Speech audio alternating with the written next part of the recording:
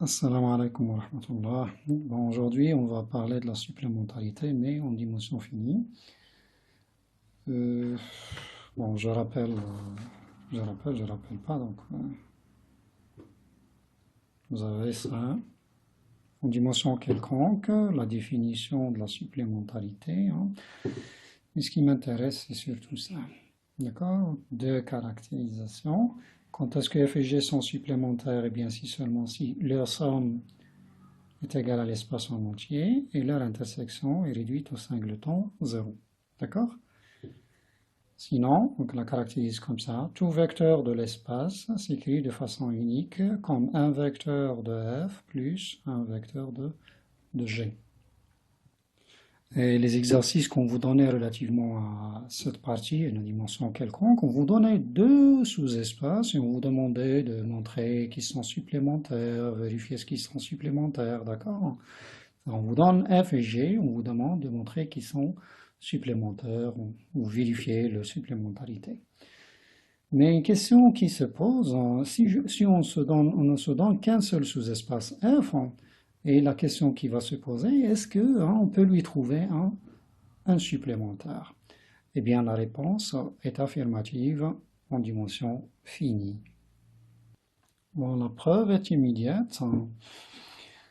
Si je prends un sous-espace vectoriel d'un espace vectoriel E de dimension finie, bon, de deux choses l'une, soit f est réduit au singleton 0, et dans ce cas, un supplémentaire de f, c'est l'espace en entier. Vous avez toujours ça, le singleton 0, son supplémentaire, c'est E. D'accord? Sinon, si f n'est pas réduit au singleton 0, ben on peut trouver une base de f. On a dit que tous ces espaces vectoriels d'un espace vectoriel dimension finie, lui-même est de dimension finie. Donc on considère une base qu'on va indicer comme ça, une base de f. Puisque c'est une base de f, c'est une famille libre. D'accord? Et puisqu'elle est libre, ben maintenant, on ne va pas la voir comme étant une famille de vecteurs de f, mais une famille de vecteurs de E. D'accord? Alors, une famille libre dans un espace vectoriel dimension finie, on a dit qu'on peut la compléter, hein, libre. Bon, là, je mets dans E, mais ce n'est pas tellement important, c'est juste pour ce qui va suivre. Hein. Donc, on peut la compléter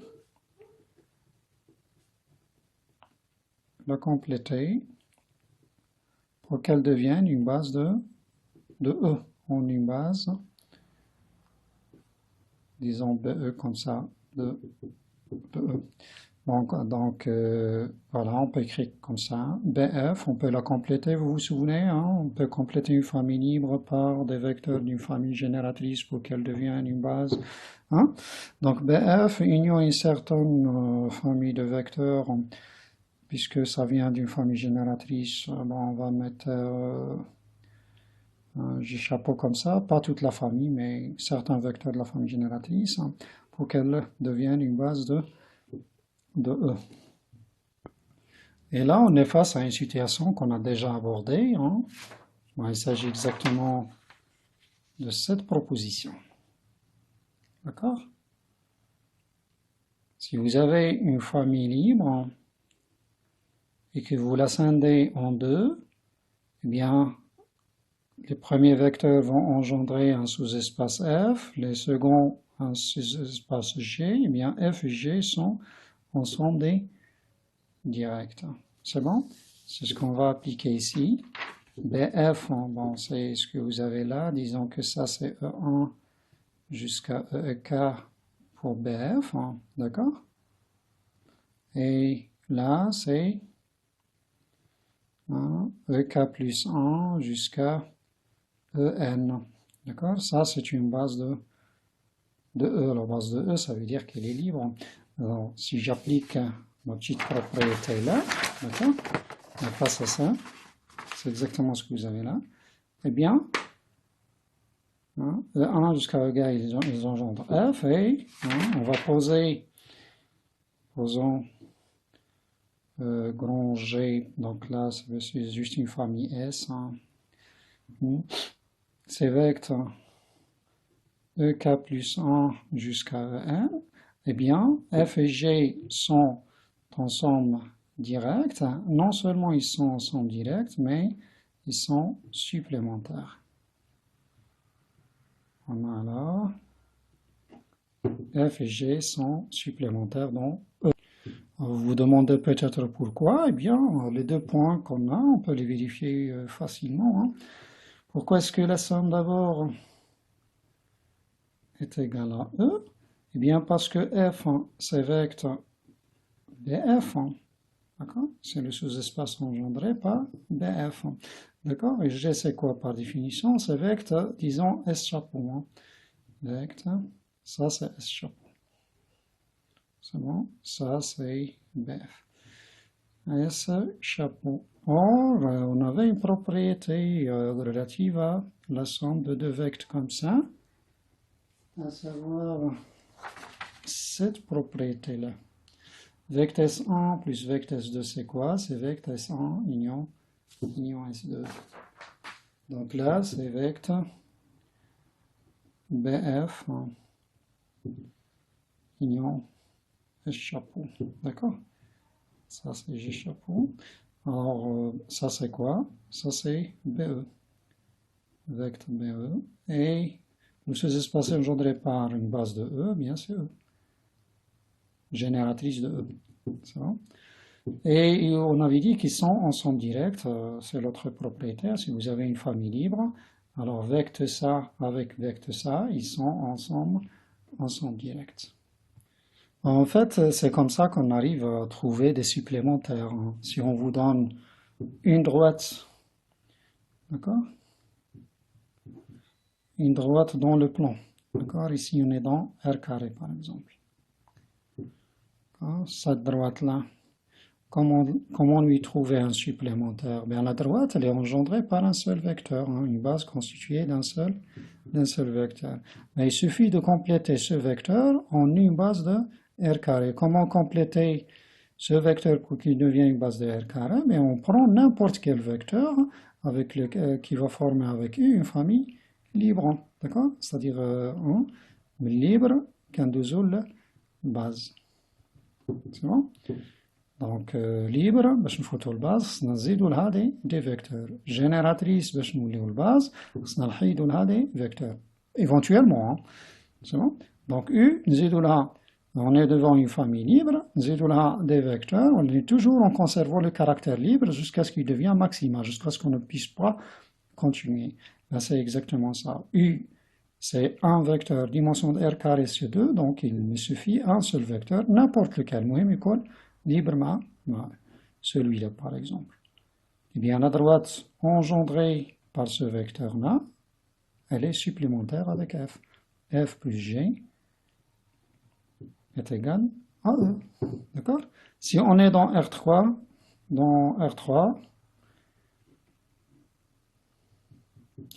comment trouver des supplémentaires si on vous donne une droite toujours, hein, voilà F. C'est une droite, eh bien c'est la même chanson. Hein. Elle est engendrée par un seul vecteur. Ce vecteur-là, il faut le compléter en une base de R3. Dimension de R3, c'est 3, pardon. Ça veut dire qu'il me faut deux vecteurs avec lesquels, avec U, pour former une base. Deux vecteurs pas n'importe comment. Hein, la famille au total doit être libre. D'accord? Donc je complète, voilà. Un premier vecteur avec U, il est libre. Et je dois trouver un troisième vecteur qui est libre avec U et V. Libre avec U et V, ça veut dire qu'il ne doit pas se situer dans leur plan. Le plan formé par UV, le vecteur U ou V, par exemple, un vecteur comme ça. D'accord? Mais vu que je ne peux pas schématiser la chose correctement, bon, je mettrai comme ça. Ça, c'est visibilité dimension 2. D'accord? Eh bien, hein, le F serait supplémentaire avec le plan engendré par V et W. D'accord? C'est comme ça qu'on arrive à former des supplémentaires. Donc, si on se donne un sous-espace F, on arrive toujours à trouver un supplémentaire. D'accord? Un Peut-être pas, on peut trouver plusieurs suppléments. Là, j'avais dit par exemple, on prend n'importe quel vecteur qui va former avec une famille libre, hein. Donc, vous pouvez prendre le vecteur, le vecteur. Donc vous voyez bien qu'il n'y a pas un seul supplémentaire, mais plutôt plusieurs supplémentaires. La même chanson ici. D'accord? Si vous avez une droite comme ça, un supplémentaire à cette droite dans R3, eh bien c'est n'importe quel plan, hein. Ce plan-là, c'est supplémentaire. D'accord? Ce plan, hein, ce plan-là, ce plan, l'essentiel, hein, il ne doit pas contenir la droite. C'est bon? D'accord? Il s'agit toujours de supplémentaire. Donc il n'y a pas ce supplémentaire, mais vous voyez bien que lorsque je parlais comme ça, il y avait quelque chose de commun entre ces supplémentaires. Un supplémentaire d'une droite dans le plan, je disais, c'est toujours une droite. D'accord? C'est une droite. Un supplémentaire d'une droite dans l'espace, je parlais de plan, c'est-à-dire la dimension. D'accord? Donc, si on est dans le plan et qu'on vous donne une droite, on vous demande un supplémentaire, vous n'allez pas donner un supplémentaire avec une dimension 2. D'accord? Si vous êtes dans l'espace, un supplémentaire pour une droite, c'est obligatoirement un plan, c'est une dimension 2, c'est pas une dimension 3, 4. Hein, d'accord?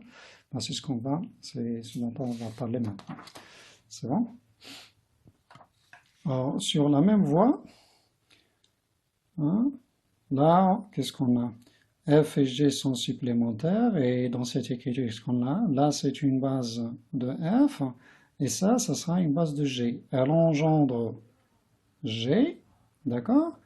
Et c'est une sous-famille d'une famille qui est comment? Qui est libre, d'accord? Donc on est face à une base de F, base de G, et le total nous a donné une base de E, c'est ce qu'on va écrire là, d'accord? Si F et G sont supplémentaires, BF une base de F et BG une base de G, alors la réunion de ces deux bases va nous donner une base de E. Eh bien, je rappelle la démonstration, je dis d'autres familles. Alors, le fait que BF soit une base de G, ça veut dire que c'est une famille génératrice de F. Et donc, F va s'écrire comme ça. G aussi, vecteur BG. De sorte que hein, F plus G, je rappelle, donc c'est vecteur BF plus vecteur BG. Et la propriété dont on parlait tout à l'heure, c'était vecteur de BF union BG. Or, F et G, F plus G c'est quoi? C'est E. Donc qu'est-ce qu'on a là ici? E égale vecteur BF union BG, ça veut dire que BF union BG est une famille génératrice. Est une famille génératrice de E. Reste à démontrer le caractère libre de la famille. Hein. Alors je prends, pour être plus clair, BF égale E1 jusqu'à EK, ce qu'on faisait tout à l'heure. BG, là c'est BG. BG égale EK plus 1 jusqu'à EN. D'accord? Pourquoi c'est une famille libre? Le total est une famille libre. Ben, on prend une combinaison linéaire de tous ces vecteurs. Alpha k, ek plus alpha k plus 1, ek plus 1 plus etc. Alpha n, en. Alors, on résout cette équation. Les inconnus, ce sont les alpha i. Il faut démontrer que tous ces alpha i sont nuls. Donc, qu'est-ce qu'on va faire? Ben, on va séparer. 0 s'écrit comme ça. Ce qu'on voit là, c'est un élément de le sous-espace F. Et là, c'est un élément de sous-espace G. D'accord? On est face à deux écritures. Voilà une autre écriture. Une autre décomposition de 0 comme somme d'un élément de F plus un élément de G. D'accord? Hein? Alors, puisqu'ils sont supplémentaires, ça veut dire que, d'accord, il y a unicité de l'écriture. Donc, ce 0 est égal à ça. Alpha 1, E1 plus etc. alpha k, EK. Et ce 0-là, c'est cette partie-là. D'accord? Alpha k plus 1, EK plus 1 plus etc. alpha n, En, pardon. Donc, comment enchaîner, à votre avis? Eh bien, il suffit d'utiliser maintenant le caractère libre de la famille E1 jusqu'à EK. Elle est libre pourquoi? Parce que c'est une base. Hein? BF, c'est quoi? C'est une base de F. Donc, elle est libre et génératrice. De la famille libre, ça nous donne quoi? Donc, BF libre. Ça nous donne l'unicité, ça nous donne les alpha I ici, jusqu'à alpha K, est égal à 0. Alors, de même ici, EK plus 1 jusqu'à En, c'est une base, c'est une famille libre. Donc, les alpha I là, ils sont aussi nuls. C'est ce qu'on voulait démontrer. Une conséquence immédiate de ce théorème-là, c'est que, regardons maintenant au niveau des cardinaux, des dimensions, BF union BG est une base de E. Qu'est-ce qu'on va lire? Eh bien, dimension de E, ça sera donc le cardinal de cette famille qui est égal à cardinal de BF et qui est la dimension de F, plus cardinal de BG, c'est la dimension de G, égale dimension de E. D'accord? Sinon, vous le lisez ici. D'accord? Voilà. Dimension de F, c'est quoi? C'est K. BF est une base, son cardinal c'est K. Plus quoi? Plus ça. Cardinal c'est N moins K plus 1 plus 1. D'accord? Ça me fait N moins K. Donc K plus N moins K, c'est N. C'est bon? Vous avez donc là une implication. F et G sont supplémentaires. Ça nous donne dimension de F plus celle de G égale dimension de E. Est-ce que la réciproque est bonne? Ben, la réponse est non. Et pour le programme de TSI, vous avez la caractérisation suivante. Caractérisation de la supplémentarité en dimension finie. Supplémentarité en dimension finie. Bien, le théorème, qu'est-ce qu'il dit? F et G sont supplémentaires. Supplémentaires dans E.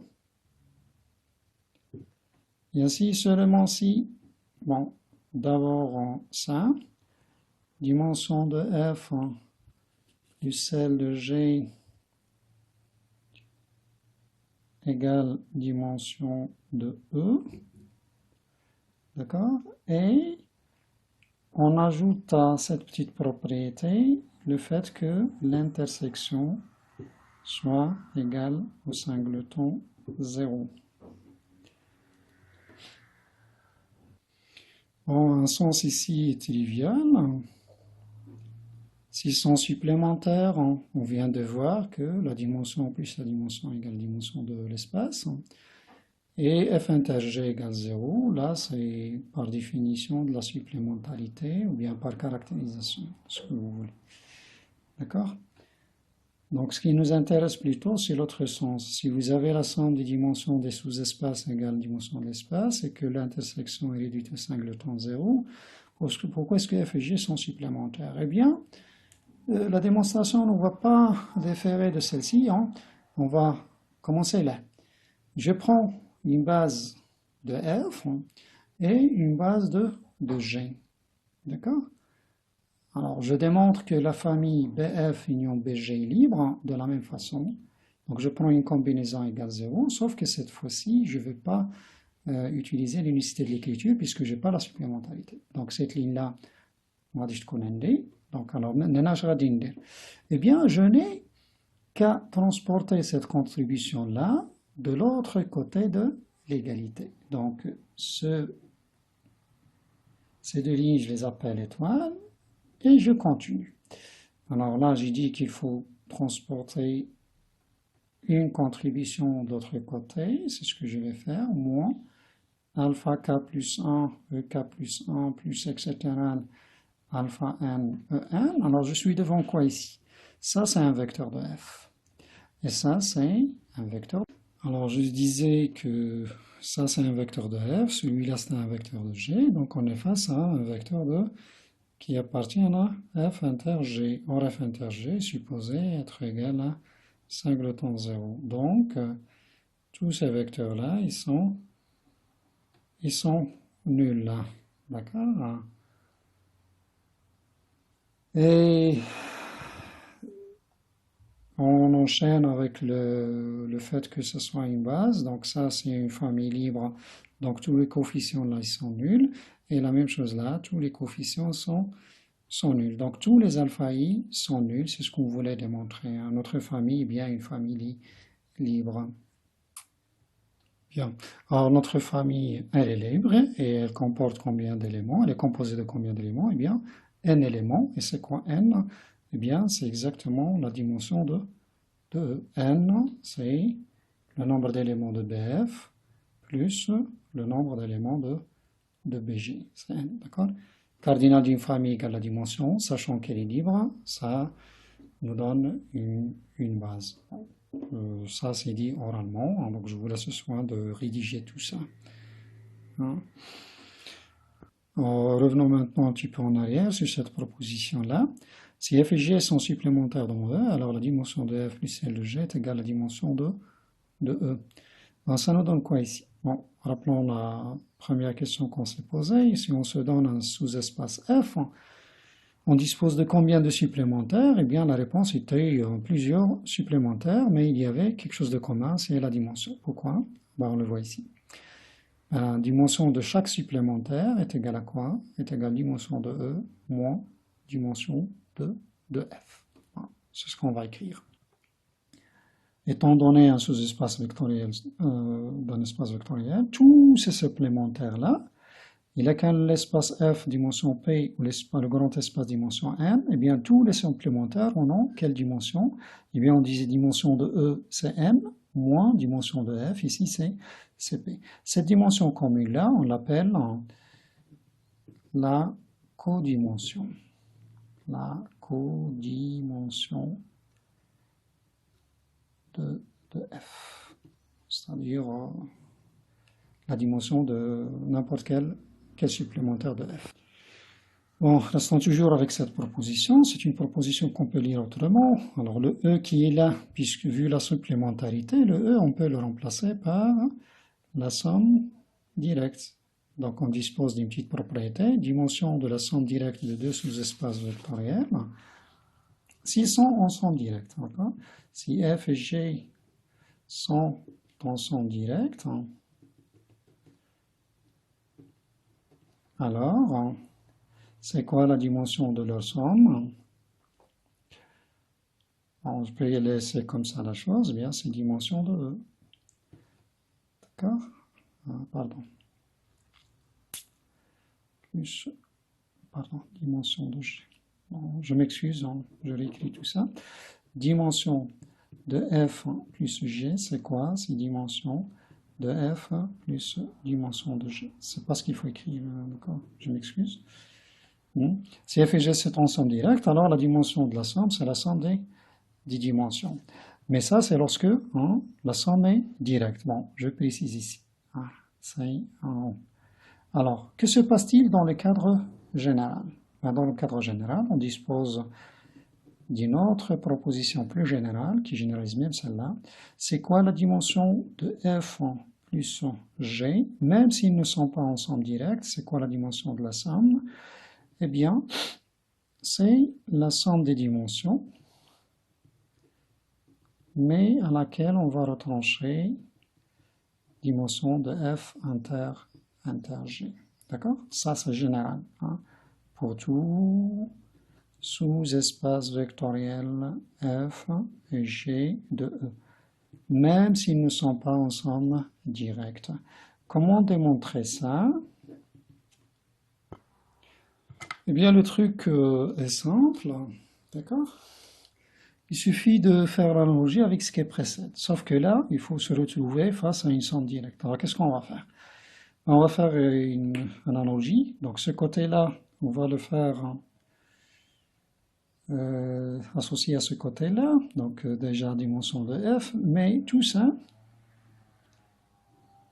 donc on va l'associer à dimension d'un certain espace, mais ce n'est pas le même G, disons un G chapeau comme ça. D'accord? Et de sorte que f plus G chapeau, ce soit en somme directe, et que cette somme directe nous donne ça. Et ça y est, la boucle est bouclée. Si vous arrivez à montrer que ça égale ça, ça égale ça, que ça égale ça, ben ça y est, c'est fait. Alors le truc là, pour avoir dimension de G moins dimension de... Non, on se base sur la même propriété. On veut dimension de G moins dimension de F inter G égale à quoi? Dimension d'un certain G chapeau. Faisable ou non, mais il suffit de ramener la dimension de F inter G de ce côté-là et de voir la chose comme ça. Plus dimension de F inter G, on est dans la même situation que tout à l'heure. D'accord? Une somme de dimensions. Donc, que suffit-il d'écrire, on vient de prendre, eh bien, G avec F inter G doivent être en somme directe, et cette somme directe, bon, ça c'est F inter G, maintenant ça c'est F, et la somme directe, qu'est-ce qu'elle doit nous donner? Elle doit nous donner G. C'est chose faisable. Pourquoi? Parce que F inter G est un sous-espace vectoriel de G. D'accord? Puisque c'est un sous-espace vectoriel de G, il va admettre en moins supplémentaire, soit G chapeau en supplémentaire de F inter G dans G. On a ainsi ça, d'accord? On a alors ceci. C'est bon? On a donc, voilà, dimension de f plus, bon, ce côté-là, on va l'écrire dimension de f plus dimension de g chapeau. Est-ce qu'on a le droit de dire que c'est dimension de f plus g? Eh bien, pas tout de suite. Il faut vérifier que f et g chapeau sont-ils, donc la question qu'on doit se poser, est-ce que f et g sont-ils en somme directe? F et g chapeau, pardon. Sont-ils en somme directe? Ça, c'est la première question. Et si oui, lorsqu'ils sont, donc, somme directe, ça nous permet d'écrire ça, d'accord? Et une fois que vous avez ça, est-ce que f plus g chapeau est égal à, donc deux questions auxquelles on doit répondre. Est-ce que f plus g chapeau est égal à f plus g? Alors, à la première question, est-ce qu'ils sont en somme directe? Donc, je vais montrer que l'intersection est réduite au singleton 0. Je prends un x qui est dans f inter g chapeau. Ça veut dire que x est dans f et x est dans g chapeau. D'accord?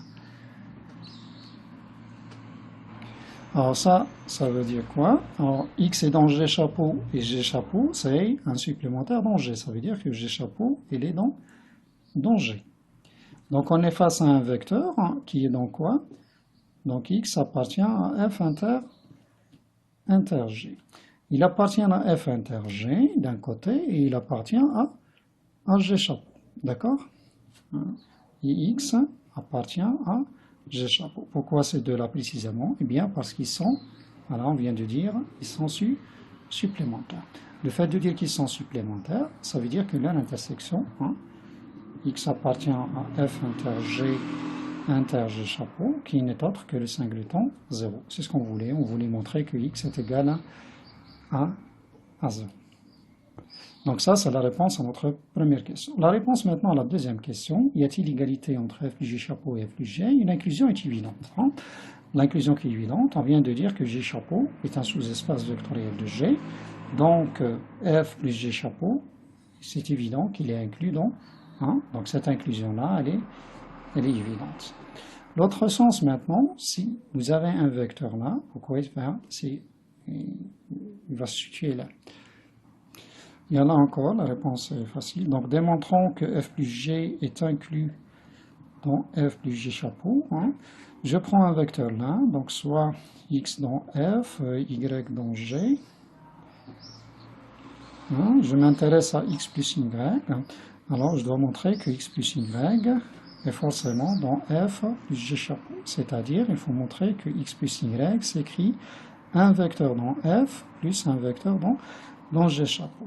Alors, pour ça, raisonne un petit peu. Le g, lui, on le voyait comme somme directe de g chapeau et de f1 inter g. D'accord? Je l'écris là. G, c'est cette écriture-là. Ça veut dire que G chez G chapeau, bon, je l'écris comme ça, F inter G, je commence par ça, plus G chapeau. C'est bon? Donc, le Y qui est là, il va s'écrire comment?